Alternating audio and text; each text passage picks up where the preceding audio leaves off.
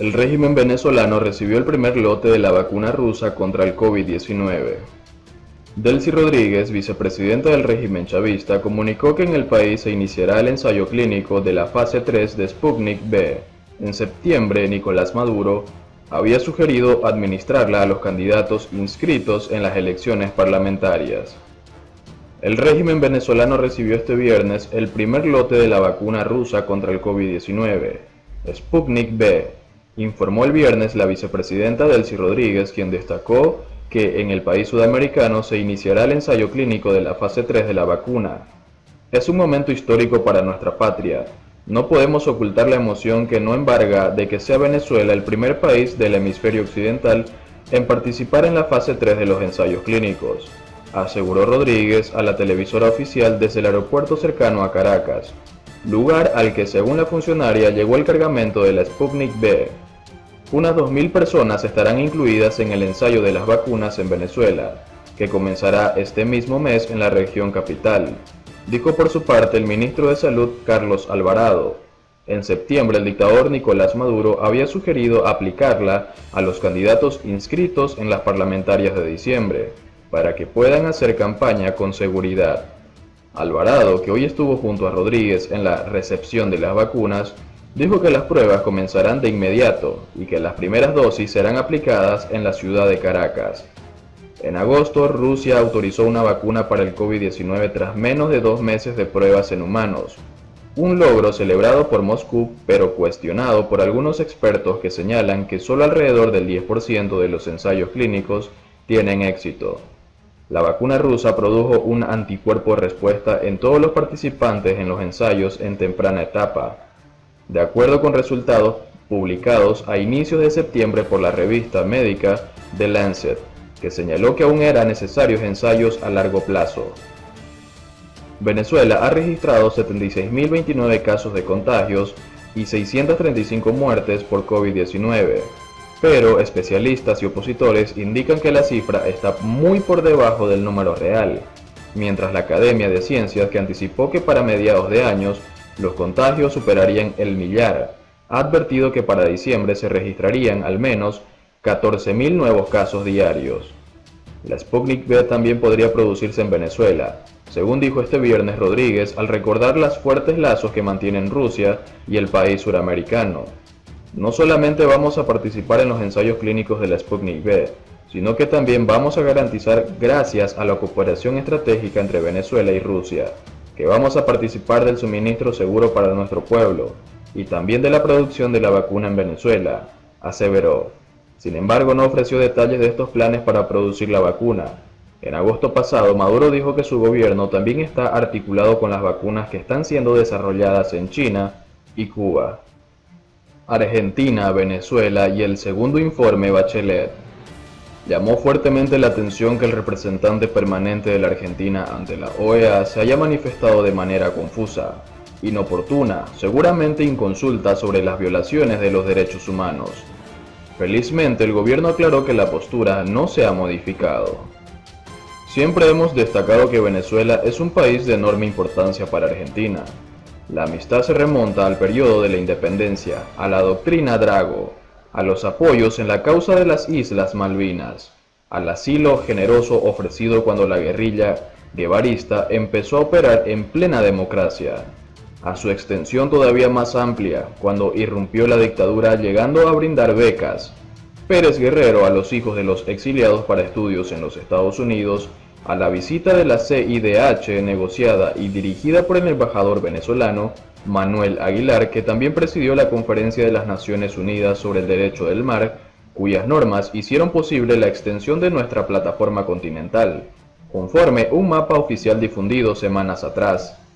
Pero hay más. Si leemos el informe elevado por el canciller Jorge Faurí, al concluir su gestión, apreciamos que el interés por la suerte de los venezolanos se incrementó, facilitando el ingreso de un mayor número de desplazados y llevando adelante delicados esfuerzos regionales pacíficos para presionar al gobierno de Maduro a fin de que respete los derechos humanos y las instituciones democráticas, esenciales en América Latina hoy.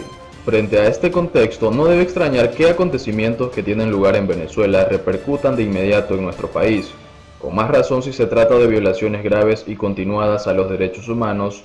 En efecto, el segundo informe de la Alta Comisionada de las Naciones Unidas para los Derechos Humanos, la expresidenta socialista de Chile, Michelle Bachelet, es más escalofriante que el anterior. Recorrer sus párrafos preocupa fuertemente porque los datos son precisos y corroborados. Sus reflexiones están en todo concordantes con las palabras del secretario general Antonio Guterres, que en su discurso inaugural que la presente Asamblea General en Nueva York destacó la importancia y también el retroceso de los derechos humanos en muchas partes del mundo. No fue el único. Numerosos mandatarios pusieron acento en esta circunstancia.